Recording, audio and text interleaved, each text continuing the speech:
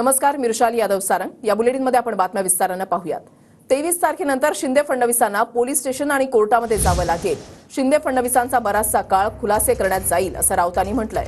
यावेळेला दयामाया केली जाणार नाही असा इशाराच संजय राऊतांनी दिलेला आहे। तर यावेळेला शिंदे किंवा फडणवीस विरोधी पक्षनेते होणार नाहीत। महायुतीकडून नवीनच कोणीतरी विरोधी पक्षनेता असेल असं देखील राऊतांकडून सांगण्यात आलंय। नंतर एकनाथ शिंदे आणि फडणवीस यांना काय काम असेल? त्यांना सतत कोर्टात जावं लागेल 23 तारखेनंतर किंवा पोलीस स्टेशनला जावं लागेल। एवढे गुन्हे करून ठेवलेले आहेत या लोक, एवढा भ्रष्टाचार करून ठेवलेला आहे,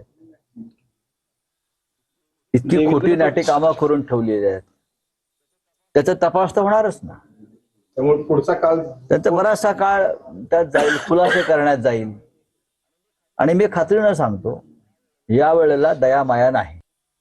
विरोधी पक्ष नेता मला तरी असं वाटतंय की एकनाथ शिंदे तर होऊ शकत नाहीत। आणि दिल्लीचं जर मला जर कल माहिती आहे भाजपचा, ते देवेंद्र फडणवीस यांनाही विरोधी पक्ष नेते करणार नाहीत। नवीनच कुठेतरी चांगला विरोधी पक्ष नेता करणार।